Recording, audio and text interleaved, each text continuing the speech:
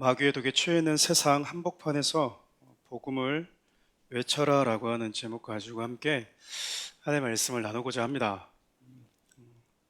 우리 한 개인은 물론이거니와 한 나라를 지배하고 있는 가치와 이념들이 있죠. 보통 사상이라고도 얘기를 하는데, 크게 보면 우리 지구상에는 서로 다른 두 개의 이념이 충돌하고 있습니다. 사회주의 공산주의라고 하는 이념, 그리고 자유민주주의라고 하는 이 이념이 충돌하고 있고, 그리고 완전히 다른 이 이념이 지배하고 있는 나라에 살아가는 사람들도 있죠. 근데 여러분, 본질적으로 우리가 살아가고 있는 세상에 들어와 보면 세상은 크게 두 종류의 인류로 나눌 수가 있어요. 하나는 하나님의 살아계심을 인정하고 하나님 안에 거하는 자들과 하나님의 존재를 거부하고 자신이 하나님이 되어서 자신이 주인이 되어서 살아가려고 하는 이 두 가지의 세상이 우리가 지금 살아가고 있는 이 현장에서 경험하고 있는 부정할 수 없는 모습들이 아닌가 생각이 됩니다.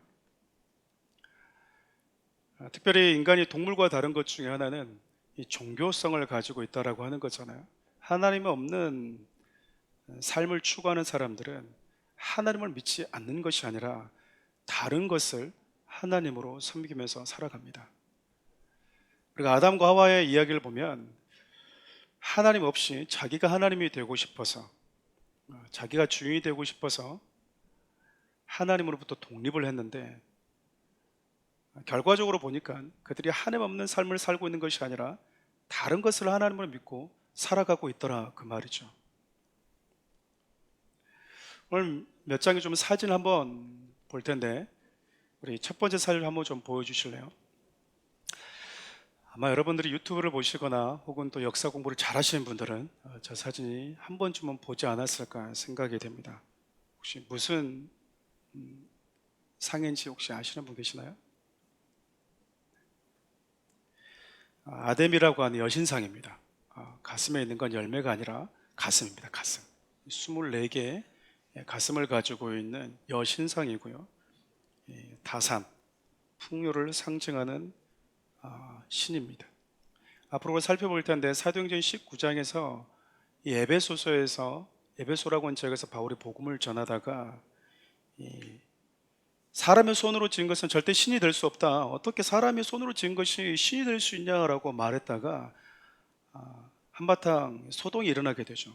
그 중심에 바로 이 아뎀이라고 하는 여신이 있었습니다. 두 번째 사진도 한번 봐볼까요? 세 번째 사진도 한번 볼까요? 그래서 좀 많이 본 것 같죠? 네. 아테네에 있는 파르테논 신전입니다. 많은 관광객들이 가서 보고 또 찾아보고 사진도 많이 찍는 곳인데, 실질적으로 저곳은 아테네 여신이었던 아테나를 섬기는 신전이었습니다. 우리 한 가지만 더 봐볼까요? 여러분 익숙하게 잘 알고 있는 누굽니까? 인어공주. 예쁘죠? 동심을 잃어서 우리는 저걸 보면서 환호성을 지르지 않지만 아이들은 저걸 보면 아는 게 나왔다고. 인어가 안 예쁜 경우를 봤습니까? 영화를 볼 때 보통 인어는 아름다움, 좀 신비로움을 많이 상징하잖아요. 근데 여러분, 저 인어라고 하는 저 여인이 어디서 나왔을까요? 사진 하나 보여주실래요? 인어 공주는 아니지만 그렇죠. 반은 사람이고 반은 물고기. 사사기 보면 나오죠. 하나 더 봐볼까요? 반은 사람, 반은 물고기. 블레셋 민족이 섬겼던 다곤이라고 하는 저 신상에서 여러분들이 어렸을 때부터 많이 보았던 디즈니 만의 대표적인 주인공 중에 하나인 인어공주가 나왔습니다. 여러분, 저런 걸 보면서 여러분들 마음에 어떠한 마음이 드십니까? 인간들이 하나님 없이 살겠다고 나왔는데 자신이 하나님이 되겠다고, 그리고 하나님이 될 수 있다고 자부하면서 나왔는데 결국 한 게 뭐죠? 또 다른 신을 만들어내는 거예요. 또 다른 신을 만들어서 그것을 섬기고 있습니다. 여러분, 저런 우상들을 보면 마음이 어때요? 인어를 보면서 여러분들 마음이 어땠습니까? 아테네라고 하는 여신을 섬기면서 하나님을 거부하고 대적했던 파르테논 신전을 보면서 여러분들의 마음은 어때요? 아, 멋지다. 나 저기 한번 놀러 가야 되는데, 사진 한번 찍어야 되는데, 그런 마음이 드십니까? 아니면 지금도 버젓이 있는, 뉴욕에 가면 한복판에 횃불을 들고 있는 자유 여신상처럼, 진짜 자유를 주는 게 저 여신상인가? 저곳에 와서 사진 한번 찍고 와야 되는데 꼭 여행해야지 라고 하는 생각을 가지십니까? 아니면 여러분 마음속에 뭔가 모를 이 불편함과 분노가 일어나십니까? 오늘 저와 여러분 읽었던 이 본문의 내용에서 바울은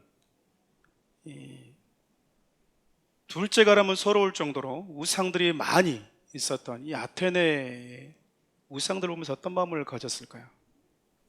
우리 사진을, 우리 지도를 좀 다시 한번 좀 살펴보고 싶은데요. 바울의 2차 전도 여행 지도인데 조금만 키워주시면, 여러분 우리가 지난주도 살펴보았지만 수리아 안디옥에서 출발해서요, 바울의 고향인 다소를 지나서 더베, 그리고 디모데를 만났던 루스도라를 지나서 이고니온과 그리고 비시대 안디옥에서 복음을 전했죠. 하나님이 더 이상 아시아에서 복음을 전하지 못하게 하시면서 바울이 갔던 곳이 두로아까지 가게 됩니다. 저 두로아에서 만났던 동역자가 바로 누가복음과 사도행전의 저자였던 누가였죠. 저곳에서 배를 타고 마게도니아 첫 번째 성이었던 빌립보에 도착하게 됩니다. 우리 16장의 내용이었습니다. 저기서 감옥에 갇히게 되죠. 감옥에서 나온 이후에 이 바울의 선교팀들이 이후에 갔던 곳이 바로 데살로니가라고 하는 지역이었습니다. 저곳에서 새 일회 동안, 새 안식일 동안 회당에서 복음을 전했는데, 이 강경파 이 유대인들로 인해서 이 데살로니가에 오래 머물러 있지 못하게 됩니다. 그래서 저기서 거의 도망오다시피 나왔던 곳이 베레아였죠. 베레아. 그럼 베레아에 도착해서 그곳에서도 유대인 회당에서 복음을 전했는데 데살로니가에 있었던 강경파 유대인들이 저기까지 쫓아왔던 거예요. 정말 끈질기죠. 사단의 그 열정이라고 그럴까요? 열심? 여러분 간과해서는 안 됩니다. 쉽게 절대 간과할 수 있지 않아요. 여러분들이 과거에 넘어졌던 죄에 대해서 여러분 자유하셨지만 사단은요, 여러분들에게 과거에 지었던 죄의 흔적들을 고스란히 알고 있습니다. 여러분 흉터를 알고 있다 그 말이에요. 그래서 틈만 나면 여러분들을 쉽게 우울하게 만들어 버리고요, 여러분들이 겪었던 지워버리고 싶은 상처와 아픔, 그리고 기억들을 가지고 여러분의 일생을 힘들게 만들어 버리기도 합니다. 여러분 50, 60이 지나도요, 우리가 소위 말하는 어떤 사건과 어떤 사람에 대한 트라우마에 사로잡히는 분들이 있어요.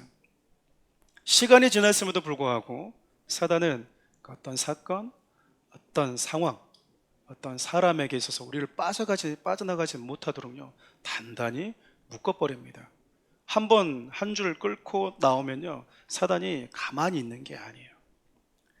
끝까지 추격해서 여러분들의 인생에 올무를 만들어 버리려고 하는 것이 바로 마귀이기 때문에 그렇습니다. 여러분 데살로니가에서 또 베레아에서 예수 그리스도의 복음을 듣고 자기가 지배하고 있는 세상에서 벗어나 예수께로 가고 있는 그 영혼들요, 마귀는 보지를 못해요. 여러분들이 일주일에 단 한 차례라도 교회 와서 예배 드리는 거 사단이 좋아할 것 같습니까? 어떤 핑계라도 될 수 있습니다.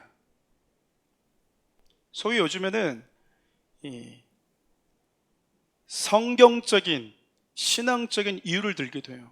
꼭 교회만 가야 되는 것은 아니잖아. 교회가 건물은 아니잖아. 내가 교회잖아. 굳이 나갈 필요가 있어? 라고 하는 생각을 가지고요, 우리의 예배를 회방할 수도 있다라는 거예요.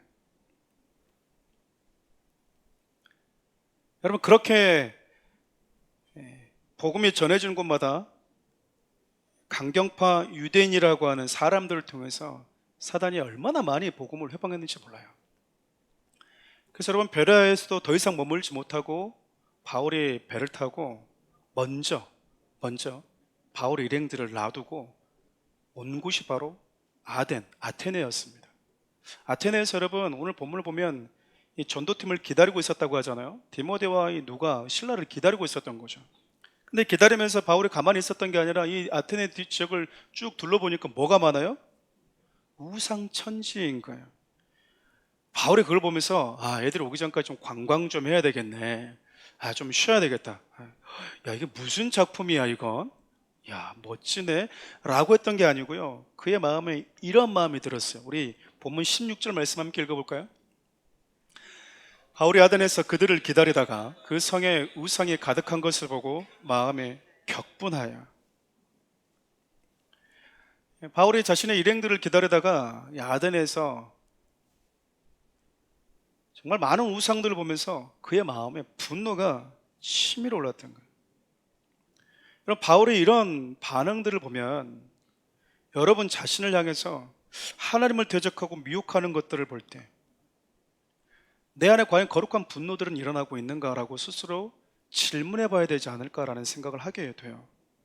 여러분, 단순한 조각품 혹은 예술 작품이라 해도요, 그 이면에 하나님을 대적하는 사상과 이념이 담겨져 있다면, 우리가 읽는 한 권의 책, 우리가 보는 한 편의 영화를 보더라도 그 속에 담겨져 있는 반기독교적이고 반성경적이고 하나님을 거부하고 대적하는 사상과 이념이 담겨져 있다면, 우리는 재밌었네 라고 끝나는 것이 아니라 우리 안에 불편함이, 나아가서는 분노가 일어날 수 있어야 된다라는 거예요. 물론 조각품이나 예술 작품을 만드는 사람들을 미워하거나 혹은 하나님을 대적하는 이념과 사상에 담겨져 있다고 해서 돌아다니면서 그 작품들을 깨트리고 다니거나 미술품을 찍고 다니면 되겠습니까? 안 되겠습니까? 이런 분들은 이제 사회에서 돌봐줘야 된다고 감옥에 잠시 넣어버릴 수 있기 때문에. 한참 때 여러분, 당문상을 우상이라고 해서 훼손하면서 뉴스에 언급되었던 일이 있었죠. 결코 여러분, 이런 행동들이 지혜로운 게 아닙니다. 그러나 적어도 그 배후에 있는 어둠의 영들 향한 분노는 가져야 된다라는 거예요. 여러분, 바울이 아테네에서 머물면서 그곳에 가득한 우상들을 보면서요, 철물점 가서 이렇게 큰 망치 하나 사가지고 가서 신전을 다 깨뜨리고 다닐 일을 한 게 아니잖아요. 만약에 바울이 그랬다면 우리도 그렇게 하면 되겠죠. 이게 그리스도의 모습이구나. 그리고 그런 모습을 보면서 하나님이 바울 너 참 잘했다 그러면 우리는 세상에 욕을 얻어먹더라도 그렇게 해야 될 거야. 근데 바울이 그렇게 지금 하고 있지 않잖아요. 단지 그는 아테나라고 하는 사람이 사는 도시와 사회를 이렇게 우상화 만들어버린 그 배후에 있는 어둠의 영들, 그리고 그 어둠의 영에 지배를 받아서 살아가면서 수많은 영혼들을 미혹하는 그 이면에 있는 어둠의 영들에 대한 강한 분노감을 가지고 있었어요. 여러분, 우리가 지금 세상을 살아가면서 한 나라를 지배하고 있고 한 가정과 한 사람을 지배하고 있는 그 이면에 있는 사상이 무엇인지, 그리고 때로는 그것을 볼 때 사단이 이렇게 한 사람의 마음을 망가뜨릴 수 있구나, 한 가정을, 한 사회를 파멸의 길로 만들 수도 있구나라고 하는 것에 대해서 우리 마음에 거룩한 분노들이 있어야 됩니다. 근데 여러분, 이 아테네를 한 번만 더 생각해 보면 지금 저 여러분들 살고 있는 세상과 크게 다르지 않은 것 같아요. 오늘 본문을 근거로 하면 여러분, 아테네는 크게 두 가지 특징이 있었는데, 하나는 신들이 너무 많아요. 신들이 너무 많아요. 얼마나 신들이 많았는지 이름을 모르는 알 수 없는 신들을 위한 제단까지 만들어 놨대요. 신들의 이름을 일일이 기억하면서 그 신들을 위해서 신전을 만들었는데, 혹 우리가 기억하지 못한 신들이 계실까봐, 무리하게 그 신들에 대한 행동일까봐, 혹 빠진 신들이 있을 줄 모르니까 이름을 모르는 신들을 위한 제단도 만들어 놨다라는 거예요. 이게 얼마나 기가 막힌 일입니까? 우리 23절 말씀 함께 볼까요? 내가 두루다니며 너희가 위하는 것들을 보다가 알지 못하는 신에게라고 새긴 단도 보았으니 그런즉 너희가 알지 못하고 위하는 그것을 내가 너희에게 알게 하리라. 기록에 하면 여러분, 그리스는 이방인들이 섬기는 신들을 배척하지 않고 다 허용했다라고 그래요. 그래서 로마 황제 대표적인 네로 황제 때 가면 이 그리스 이 지역에는, 아테네 지역에는 300여 개가 넘는 우상의 신전들이 있었다고 합니다. 여러분, 일본에는 300개가 아니고요, 신이 더 많습니다. 혹시 몇 개인 줄 아시나요? 일본에는 800만의 신이 존재합니다. 별별 신이 다 있습니다. 신발장도 신이 있고 숟가락 젓가락도 신이 있으니까 다 신이 있습니다.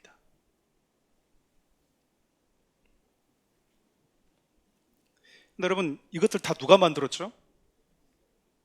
이걸 다 누가 만들었죠? 이런 우상들 다 누가 만들었습니까? 사람이 만들었습니다. 우리 29절 볼까요?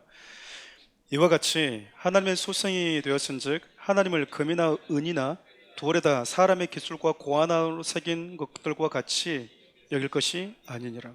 여러분, 금, 은, 돌 다 이걸 가지고 인간의 기술로 만들어낸 거잖아요. 여러분, 인간이 만들어냈는데 어떻게 인간의 신이 될 수가 있죠? 여러분, 상식적으로 보면 우리가 적어도 신이라고 부르려면 무언가를 존재케 하는 자, 나를 존재케 하는 자가 되어야 되는데, 인간이 직접 자신이 금이나 은과 돌, 하나님이 만드신 그 재료를 가지고 자신의 이 기술을 가지고 만들었는데 거기다 인간들이 절을 한다, 그 말이에요. 넌센스죠. 여러분, 시편 기자는 우상의 특징을 이렇게 이야기합니다. 시편 115편 4절과 7절 읽어볼까요? 그들의 우상들은 은과 금이요 사람이 손으로 만든 것이라. 입이 있어도 말하지 못하며, 눈이 있어도 보지 못하며, 귀가 있어도 듣지 못하며, 코가 있어도 냄새 맡지 못하며, 손이 있어도 만지지 못하며, 목구멍이 있어도 작은 소리조차 내지 못하느니라. 아테네에 있는 수많은 우상들을 포함해서요, 이 땅에 존재하는 인간이 만든 모든 우상은요 다 사람이 만들어 놓은 겁니다. 기술이 없으면 그냥 덩어리로 만들어 놓는 것이고, 조금 더 기술이 있으면 좀 섬세하고 디테일하게 만들었다는 것뿐, 다 사람이 만든 거예요. 그렇다면 상식적으로 그 우상들의 하나님은 누구여야 됩니까? 그 기술자여야 되는 거예요. 기술자. 그러니까 여러분, 수많은 종교에 가면 여러 가지 신상들이 있는데 그 신상들을 섬길 것이 아니라 우리가 섬기는 이 신상을 만들어준 그 기술자를 섬겨야 되는 거예요. 어쩜 이렇게 예쁘게 우리 신을 만들어 주셨습니까? 당신이 우리 신의 신입니다.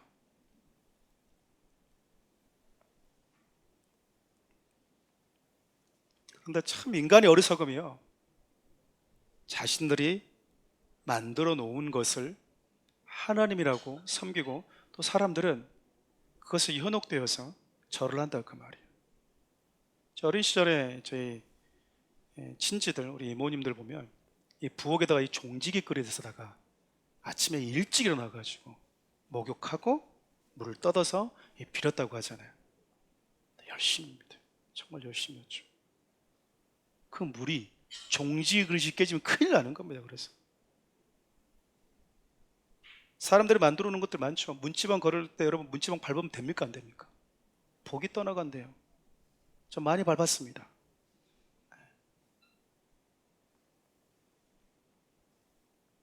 문지방을 더워가지고 베개처럼 베고 잔 적도 많이 있었거든요. 거기는 바람이 살살살 들어오니까.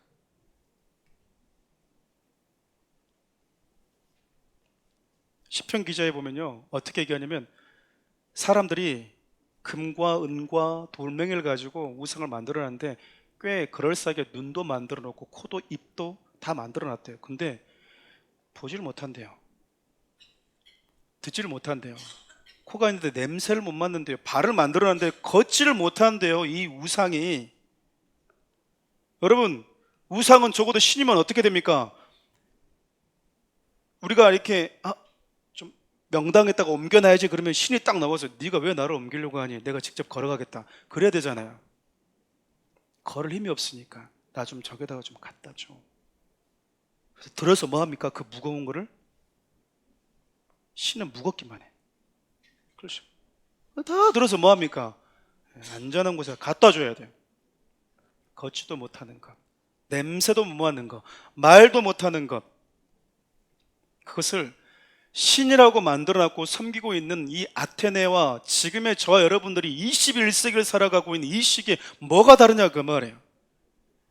여러분, 우리 주위에 얼마나 타로점이 많은지 몰라요. 그곳에 가서 내 운명을 물어봅니다. 내 삶에 대해서 물어봐요. 저 남자하고 결혼하면 되나요, 안 되나요? 그래서 만드는 게 뭐죠? 우리 한번 살아봅시다. 우리 한번 동거를 먼저 한번 해봅시다. 맞나 안 맞나? 여러분, 먼저 동거하면 100%안 맞습니다. 여러분, 동거에서 100% 맞는 사람이 있어요? 안 맞죠, 여러분. 좋아서 만났는데 동거해보니까 싸우거든요. 우리 안 맞네? 평생 결혼 못하는 거예요, 여러분. 동거하면. 또 다른 사람과 내가 몇 년 전에 어떤 남자 여자가 만났는데 안 맞았어. 나는 철칙이 그래. 동거해봐야 돼, 먼저. 여러분, 동거를 먼저 내세운 사람은 여러분 결혼 못해요. 그러니까 동거는 왜 하는 거죠? 헤어지기 위해서 하는 거야. 헤어지기 위해서. 결국 헤어지기 위해서. 그게 세상이라고요. 북한에도 얼마나 많은 무당들과 무속인들이 많지 않습니까? 국가의 운명을요 그렇게 물어봐요. 우리 금요일날 목사 모셔서도 말씀하셨지만 여러분, 지금도 여러분 여기에 방송 일하는 계신 분들이 계시지만 음악 하나, 그리고 공연 하나, 영화, 드라마 하나 만들 때요 뭐 한 줄 아세요, 여러분? 돼지머리 잡아가지고 고사를 지냅니다. 돼지머리는 어때 되죠? 돼지가 뭐 하고 있어야 됩니까? 웃고 있어야 됩니다. 인상 쓰고 있는 돼지는 안 돼요. 또 웃어야 돼요. 이렇게 웃고 있어야 됩니다. 눈도 뜨고 있어도 안 되고 이렇게 실눈을 감고 이렇게 웃고 있어야 돼요. 그 돼지를 잡아와야 됩니다.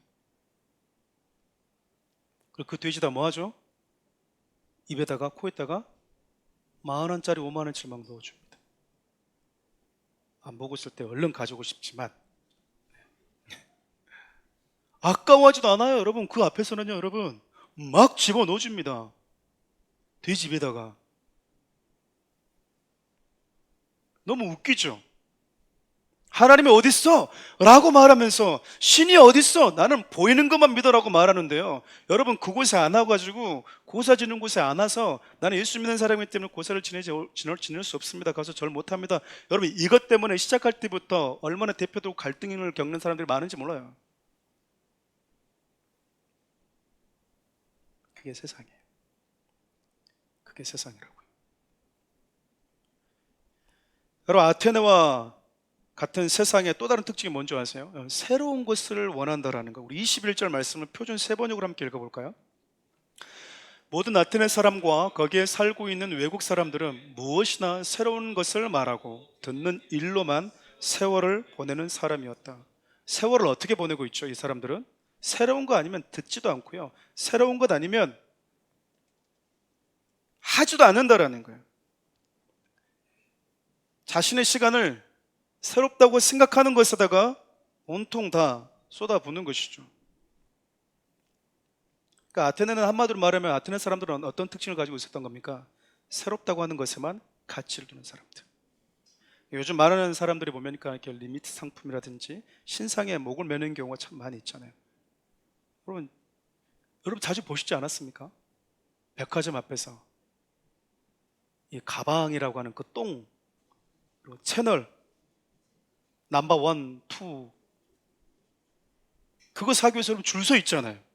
이 사과 문양의 핸드폰 신상 나오면 여러분 첫 번째 고객이 되려고 여러분 텐트 치고 기다리고 있어요.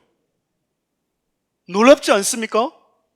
여러분, 두 번째 사는 아이폰은 이상한 거, 제가 뭐 브랜드를 얘기해 버렸네. 두 번째 사는 핸드폰은 첫 번째 사는 핸드폰과 뭐가 좀 다릅니까? 아니잖아요. 근데 그거 사겠다고 뭐 하냐면 여러분 텐트 치고 기다리고 있어요. 여러분, 우리 그 앞에서 예배 전에 광고하시는 우리 집사님들이 뭐라고 말씀하시냐면, 여러분 주보도 보시면 아시겠지만 예배 전 5분 전에 한번 옵시다. 5분 전에 와서 여러분 좀 기도하고, 최소한 아니면 10분 전에 와서 기도로 준비합시다라고 말해도 우리는 이게 안 지켜지거든요. 회사에 지각거나 하지 않는데 예배는 우리는 너무 늦게 와도 된다고 생각을 하는 거예요.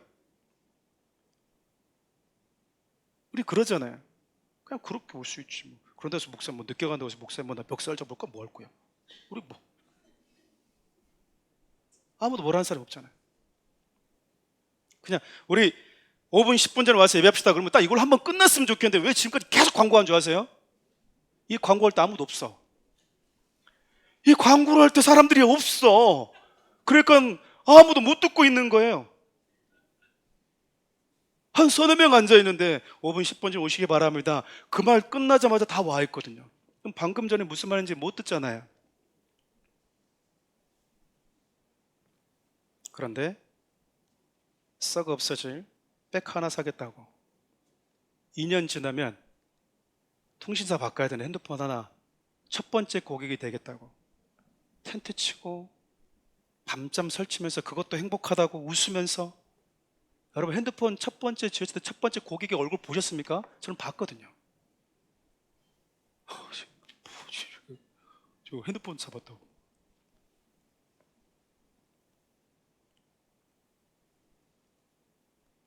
그게 세상이더라고요. 그리고 그것에다 의미를 부여하는 거예요. 아, 나 두 번째다. 두 번째 받은 사람의 핸드폰이나 첫 번째 받은 핸드폰이 똑같은데 아, 나 두 번째다 이러고 있는 거예요.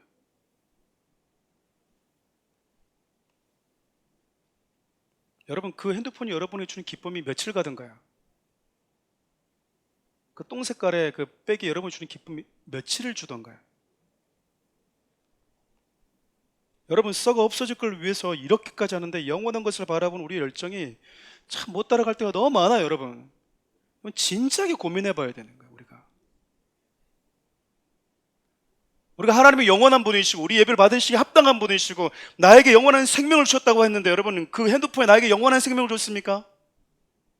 그 여러분의 삶을 조금 더 나아지겠습니까? 아니잖아요. 근데 우리는 너무 달라요. 여러분 새로운 신상에 대한 애착에 있어서 아테네 사람들이나 지금의 사람들이 크게 달라 보이지 않아요. 이 사람들은 새로운 것 아니면 시간과 열정을 쏟을 가치조차 느끼지 못했어요. 거기다 왜 내가 내 시간을 써야 되지? 거기다 왜 내가 내 돈을 써야 되지? 거기다 왜 내 열정을, 아까운 열정을 쏟아부어야 되는데, 여러분 세상의 모든 것을 다 가져보았다 솔로몬을 통해서 하나님께서 저와 여러분이 하셨던 말씀 여러분 기억하시죠? 우리 전도서 1장 9절과 10절 함께 읽어볼까요? 이미 있던 것이 후에 다시 있겠고 이미 한 일을 후에 다시 할지라. 해 아래는 새 것이 없나니 무엇을 가리켜 이르 새 것이라 할 것이 있으랴. 우리가 있기에 오래 전 세대들에도 이미 있었느니라. 새로운 패션, 새로운 지식, 새로운 정보와 질문들, 형식과 모양의 차이만 존재할 뿐 결국 해 아래 새 것은 없다라고 이야기를 합니다. 없대요. 그렇다고 해서 우리가 뭐 전혀 패션에 대해서 좀 이렇게 소리 할 필요는 또 없습니다. 여러분 입고 있는 한 10년 지나면 다시 신상품 됩니다. 네. 다 가지고 계시면 다 신상품. 여러분 또 뭐죠? 그래서 여러분 어떤 목사님 얘기를 들어봤더니 그러더라고요. 북한에다가 우리 지금 대한민국에서 찢어진 옷 있잖아요. 요즘 이렇게 빈티지 옷들 막 보냈더니 화를 내더라는 거예요. 왜 찢어진 옷을 갖다 줬냐고. 우리를 뭘로 보고 찢어진 옷을 감히, 남한 조선 사람들이. 우리는 이게 유행이잖아요. 그 사람들이 보기에는 뭐죠? 쟤들도 불쌍한가? 돈이 없나? 이게 찢어진 옷을 보냈어. 그렇게 생각한다라는 거죠. 예전에 여러분 어른들이 얼마나 그런 말씀 많이 했는지 몰라요. 그냥 옷으로 땅 다 닦고 가서 다닌다고 이렇게. 그래도 질질 끌고 다니잖아요. 멋있다고 생각하니까. 어떻게 저렇게 비 올 때 막 혹시 빗물을 바지가 다 이렇게 훑고 지나가잖아요. 다 훑고. 10년 지나면 여러분 거의 비슷비슷해집니다. 그렇다고 해서 여러분 패션에 무감각해지라는 것은 아니에요. 본질을 얘기하고 있는 거예요. 해 아래 새 것은 없다라고는 이걸 기억하라는 거죠. 여러분 존재론적으로 인간은 해 아래에 있어요. 새로운 피조물이 아니고 결코 새로울 수 없다라는 겁니다. 오직 새 것은 예수 안에만 있대요. 그래서 예수님이 고린도서 5장 17절 보면 그리스도 안에 있을 때만 새 것이다. 그리스도 안에 있을 때만 새로운 피조물이라고 말했던 거예요. 아테네 사람들은 새 것을 추구한다고 자부했어요. 우리는 다른 민족과 다른 공동체와 다른 도시와는 달라. 우리는 늘 새 것을 추구하고 앞서가는 민족이고 앞서가는 도시야. 신상을 원하는 자들은 다 아테네로 와봐. 우리는 다른 도시와는 다르거든. 진짜 새 것을 추구하고 있다고 생각했는데 알고 보니까 우리 주님이 하늘에서 비웃으시면서 뭐라고 하는 거예요? 새 것은 없다, 이 녀석들아. 니들이 추구하는 그거 새 것 아니다. 그나마 그들이 새 것이라고 추구하고 찾았다고 하는 게 뭐죠? 인간에게 남는 건 결국 쾌락이다 라고 하는 에피쿠로스 학파 철학 사상이었거든요. 인간이 금욕해야지 그나마 행복하는 거 아니야 라고 하는 이 스토아학파, 그것을 만들어냈을 뿐이에요. 사람들이 또 하나의 거짓된 사고와 사상을 심어줬을 뿐이에요. 하나님으로부터 독립해서 진짜 자유로운 줄 알았는데 내가 하나님이 되고 하나님을 섬기지 않아야 되겠다고 생각했는데 그렇게 생명의 하나님을 버리고 나와서 한다는 게 또 다른 신 만들어서 섬기고 있는 그 인간의 무지함처럼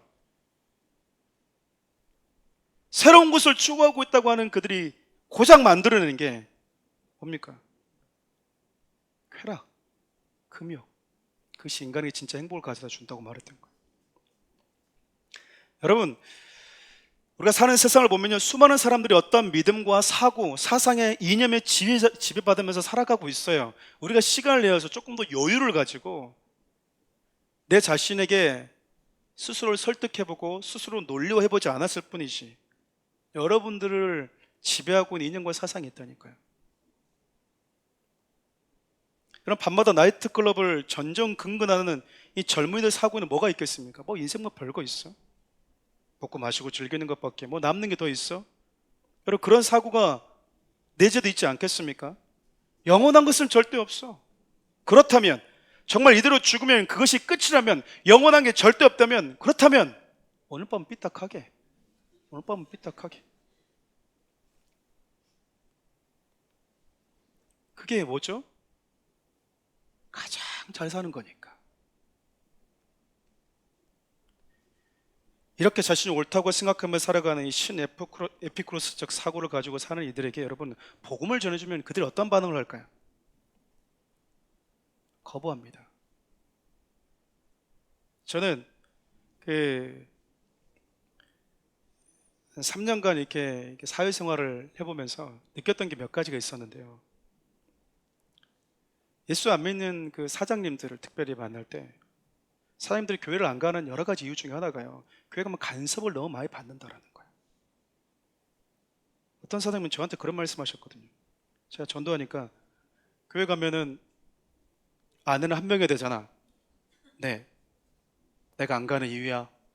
이렇게 말씀하셨어요. 아내가 하나야 되잖아. 네, 성경 그걸 얘기하잖아. 네, 그래서 안 가. 나는 돈이 많은데 돈 없는 사람이 2살림 3살림 하면은 그거는 참 기본도 안 된 것들이 뭘 2명 3명 살림한다고. 그건 난 능력이 되거든. 왜 나 같은 사람이 한 명이어야 돼? 교회 가면 그거 죄라고 그러잖아. 그래서 안 간다는 거예요. 신 에피쿠로스 학파적 사고에 빠져 있는 거죠. 나이가 그렇게 들어도 그 즐거움이라는 쾌락에 빠져 있는 거죠. 돈을 가져서 좀 더 많은 여자, 좀 더 많은 이성들과 괜찮은 집에서 괜찮은 잔을 들면서 마시는 게 세상 다 가진 것 같다고 생각하는 그런 사고에 사로잡혀 있는 사람들에게 바울이 뭐 하고 있는 겁니까? 복음을 전한 거예요. 여러분, 바울이 이런 세상에 직면하고 그곳에서 복음을 전했는데 사람들이 얼마나 거부했는지 몰라요. 여러분, 데살로니가 베레아에서 복음을 전했을 때과는 완전 상반된 반응이 나타나는 거예요. 제가 이거 보면서 바울이 엄청나게 그 설교 잘하고 이렇게 많은 사람들 예수 믿는 초대할 수 있는 능력을 가진 강사인 줄 알았는데, 아테네와 같은 세상 가니까 나하고 별 다를 바가 없는 것 같다. 여러분, 반응이요 시원찮았다고요.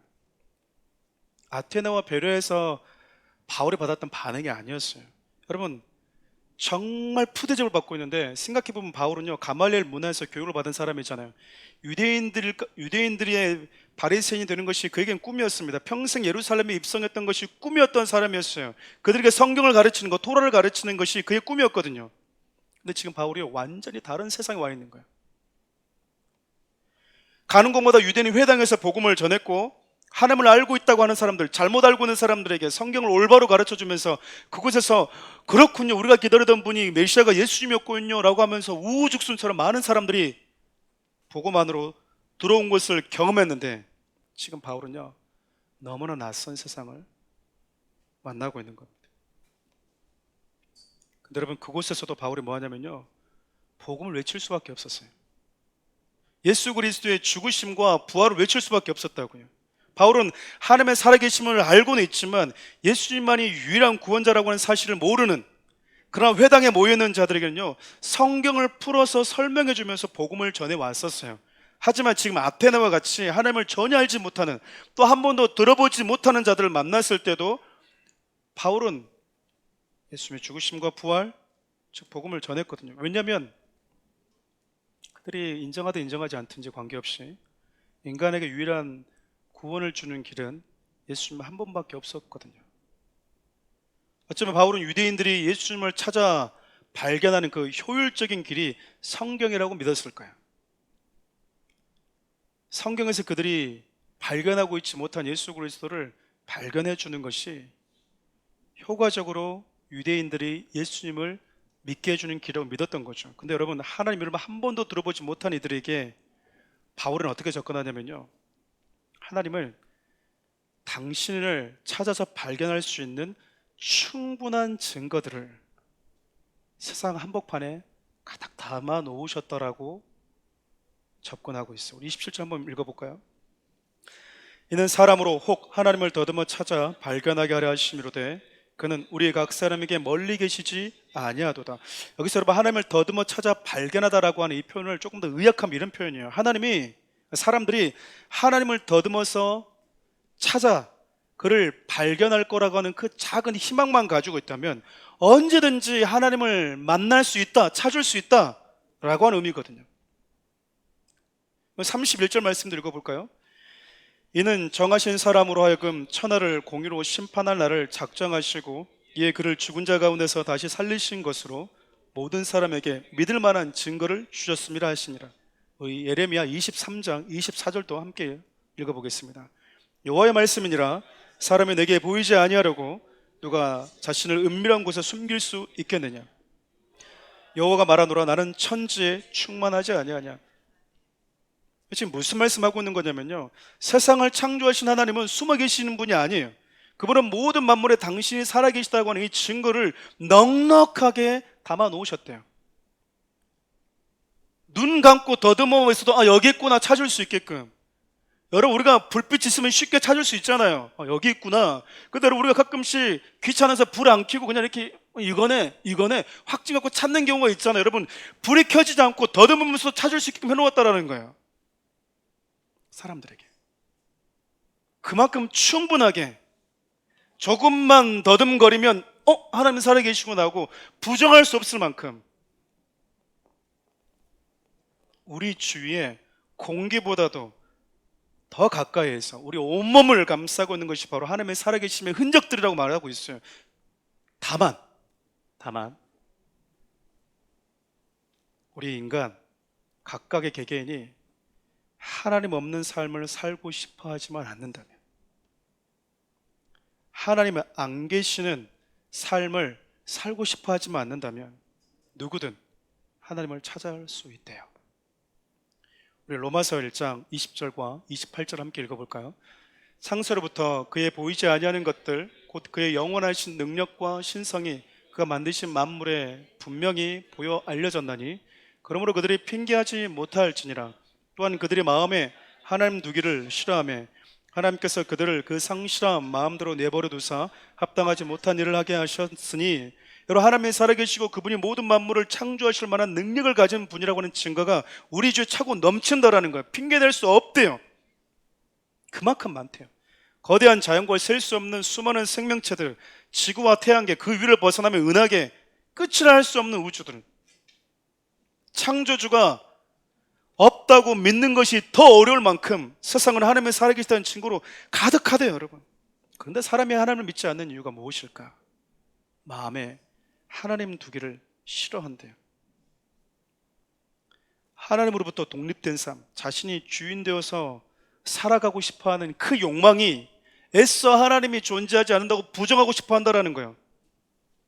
하나님이 이렇게 살아계시잖아 라고 얘기하면 그래서 뭐 어쩌다고, 그래 하나님이 살아계신데 뭐 어쩔 건데, 그게 나랑 뭔 상관인데,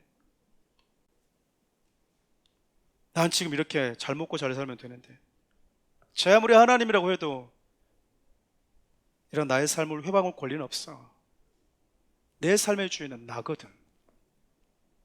이렇게 지독스러울 만큼 거짓된 인본주의 사고가요, 하나님을 거부하게 만들고 있다는 거예요. 눈 가리고 아웅하듯이, 손바닥으로 하늘을 가릴 수 있고 태양을 가릴 수 있다고 생각하듯이, 나의 이 생각을 가지면 하나님은 존재하지 않는다고 생각하는, 그 생에 살 수 있다라고 하는 얄팍한 생각을 가지고 살고 있는 거죠. 어쩌면 지금도 세상은 맨 처음 아담과 하와에게 찾아와서 하나님 없는 삶을 제안했고 스스로 주인이 되어서 살아보라고 하는 그 사단의 속삭임에 빠져 있다는 생각을 하게 됩니다. 저와 여러분은 은혜로 사단이 귀에 넣어준 이 독소에서 빠져나와서 내가 주인이 아니구나, 하나님이 아니구나, 나는 하나님을 예배하는 예배자이고 피조물이구나 라고 하는 참된 지식을 알게 된 자들이잖아요. 그래서 바울은 누가 되었든지 겸손한 자세를 가지고 하나님 앞에 서게 되면 우리 곁에 계시는 하나님을 만날 수 있다고 믿었던 거예요. 우리는 보통 이것을 일반 계시라고 이야기합니다. 성경을 통해서 하나님이 어떤 분이신지 우리에게 가르쳐주는 특별 계시와 달리 우리가 살아가는 모든 자연 환경에도 하나님의 살아계심을 충분히 볼 수 있는 그 길을 하나님이 남겨놓으셨다, 이런 마음을 가지고요, 종교성을 가지고는 신을 나름대로 찾아보려고 하는 그 아테네 사람들에게 바울이 복음을 전했던 거예요. 그리고 햄릿, 오셀로, 리어왕, 맥베스라고 하는 셰익스피어 여러분 4대 비극이 있어요. 이 작품 여러분 서로 다른 배경, 서로 다른 스토리를 가지고 인간의 내면에 잠재되어 있는 이 비극적인 요소들을 절묘하게 끄집어내서 작품화시킨 걸작으로 알려져 있잖아요. 어제 제가 사랑하는 우리 성도님들과 이 중 하나인 오셀로라고 하는 연극을 보고 왔습니다. 예전에 제가 얼핏 이 책을 좀 본 기억이 있었는데 더 관심이 갔던 게, 여러분 이 연극이 우리 교회 성도님 두 분이, 출연자가 3명인데 2명이 저희 교회 성도님이세요. 집사님 한 분과 우리 청년 자매님이 출연하고 있거든요. 이 오델로, 또 오셀로라고도 하잖아요. 이 작품에 이 주인공이 누구냐면 북아프리카의 장군이었던 이 오셀로라고 하는 장군의 이야기예요. 그 장군이 부하인 이 이아고라고 하는 그 사람의 관계에 넘어가서 자신을 정말 사랑했던 이 베네치아 귀족이었던 데스데모나라고 하는 자기 아내를 살해하는 이야기거든요. 여러분, 오셀로라고 하는 이 부하의 이아고가 이 오셀로의 부관에 대한 그 자리를 탐하고 있었어요. 근데 오셀로가요, 이 이아고를 자신의 부관으로 삼은 게 아니라 카시오라고 하는 장군을 부관으로 임명하게 됩니다. 여러분, 이 앙심을 품어서 이아고라고 하는 이 사람이 복수를 감행하게 된다는 이야기예요. 여러분, 책을 보면 명대사가 많이 나오거든요. 근데 그 명대사가 연극 마지막에도 나오더라고요. 그게 참 제 마음에 읽었을 때도 참 와닿았었는데 어제 다시 대사로 들으니까 참 제 마음에 더 와닿았어요. 이 내용이 이런 거예요. 마귀는 천사의 모습으로 가장해서 우리의 귀에 독약을 넣어준다. 또 위험한 상상은 그 본질이 독약이다라고 하는 대사였어요. 여러분, 마귀가요 지금도 이 땅을 살아가는 수많은 사람들의 귀에다가 하나님이 살아계시다고 하는 이 말씀을 듣지 못하도록 얼마나 많은 독약을 집어넣어 놨는가. 그냥 이 세상에서 잘 먹고 잘 살면 그만이다, 오늘 하룻밤 즐기면 그리고 살면 그것으로 충분하다라고 하는 이 지독스러운 독약에 얼마나 많은 사람들이 중독되어 있는가. 제가 집에 오면서 계속 그 생각을 했거든요. 정말 저와 여러분의 살아가는 이 세상을 보면 사단이 넣어준 독약의 귀를 빼앗기고, 그래서 진짜 들어야 될 생명의 말씀을, 진리의 말씀을, 그 말씀에 들어갈 자리가 없는 사람들로 가득한 곳이 되어버린 게 아닌가라는 안타까움이 있는 거예요. 말씀 마무리하려고 합니다. 마귀와 여러분, 지금 아테네에 있는 수많은 영혼들을 거짓된 즐거움과 쾌락, 거짓된 성공과 거짓된 행복이라는 독약에 취하게 만들어버렸잖아요. 그리고 여러분, 저와 여러분들 살아가는 이 시대에도 마귀는 마치 이 세상에 영원한 것, 새 것이 있는 것처럼 사람들의 귀에다가 자꾸 거짓된 독약을 계속 넣어놓고 우리의 마음과 우리의 상상력과 우리의 귀를 도둑질해 버렸어요. 거짓과 위험이라고 하는 이 거짓된 이 생각, 그 위험한 생각이라고 하는 독약에 취해서요, 네 번째 비극, 그것을 뛰어넘어서 다섯 번째, 여섯 번째, 일곱 번째 반복된 비극을 하는 개개인에게 만들어내버리고 있다는 거죠. 바울이 만났던 아테나라고 하는 세상이 지금 저 여러분을 만나고 있는 세상과 뭐가 다를까요? 대한민국이 어느덧 세계 자살률 1위 국가가 되어 있습니다. 부족한 것이 없어 보이거든요. 새로운 신상, 가장 먼저 만나볼 수 있는 국가 중에 하나가 되었거든요. 여러분, 먹고 사는데 큰 어려움이 없는 세상이 되었습니다. 그런데 세상에서 가장 많은 사람들이 힘들다, 괴롭다, 너무 허무하다 라고 생각하면서 죽어가고 있다는 거죠. 여러분, 이런 세상 속에서 그리스도인들이 뭘 해줘야 될까요? 평생 무엇이 진리이고 무엇이 참인지를 한 번도 들어보지 못한 채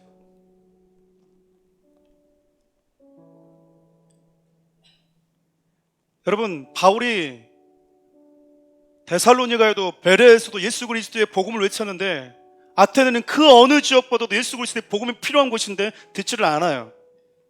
얘들은요, 300개가 넘는 신전들 중에 또 하나의 신 하나 들고 왔구나, 이방인들이 이렇게 생각했다고요. 나아가서 이 말쟁이들이라고 취급받았어요. 여러분, 본문에 등장하는 말쟁이라고 하는 말이 어떤 원어적 의미가 있냐면 이삭을 주워 먹는 새를 의미하거든요. 이 들판에 있는 곡식들을 주워 먹는 까마귀. 시장 같은 데 가보면 쓰레기에 주워서 마차에서 떨어지는 음식 찌꺼기를 줍는 사람들을 의미해요. 다시 말하면 복음을 전하고 생명 말씀을 전하는 자들을 향해서 말쟁이라고 했던 얘기는 뭐냐면 이것들 어디 저기서 여기저기서 그냥 사람들 했던 말들, 지식들 주워 모아다 가지고 자기 논리인 것처럼, 자기 신앙인 것처럼, 자기 철학인 것처럼 하나 들고 왔네? 이런 취급을 받은 거예요.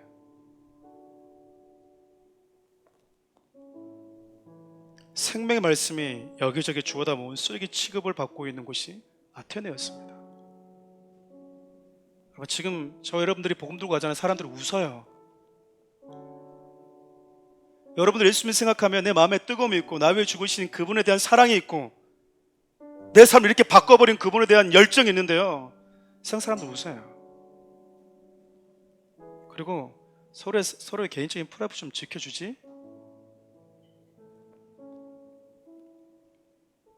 여러분, 이런 취급을 받는데도 우린 예수님이 죽음 아래에 있는 우리를 위해서 죽으셨고 영원한 생명을 주기 위해서 부활하셨다고 하는 그 진리를요, 외쳐주어야 돼요.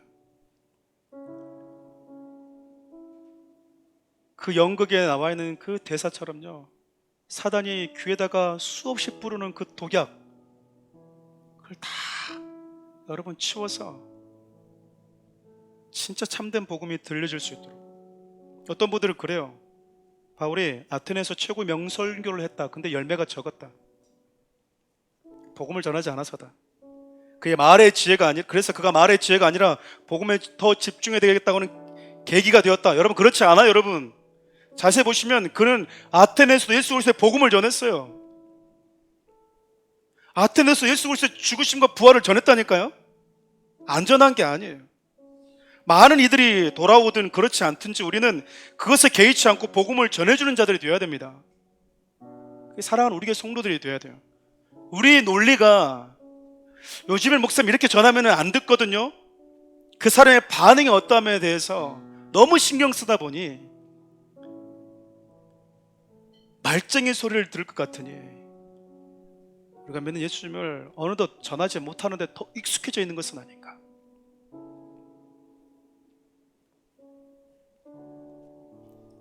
전단지를 들고 전도지 들고 지나간 사람에게 예수 믿으세요 라고 하는 그 말과 함께 전달해 주는 것조차도 머뭇머뭇 거리는 성도들이 우리가 되어버렸다 그 말이에요.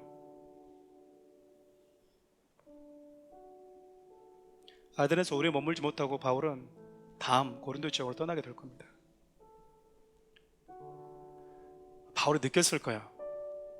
세상이 얼마나 무서운지, 세상에 얼마나 많은 영혼들을 사단이 난도질해놨는지. 바울이 떠난 이후에도 여전히 쾌락이, 금욕이, 또 다른 돼지 머리가 우상화되어져 있어 그것을 섬기는 것이 가장 좋은 것이다라고 생각하면서 살아가는 그 세상 보면서 우리는 어떤 마음을 가져야 될까요? 저는 저와 여러분들이 그 속에서 복음을 외쳐주는 자들이 되었으면 좋겠습니다. 하나님은 저와 여러분들에게 너 외쳤는데 왜 데살로니가처럼 베레아처럼 많은 사람들이 안 돌아왔지? 그 묻지 않으십니다. 하나님, 많은 사람들이 듣든 소수 사람 듣든 그게 우리 인간의 유일한 생명의 길이니까 그걸 전해주는 것이죠. 우리 찬양을 좀 주님께 올려드리면서 기도 좀 나가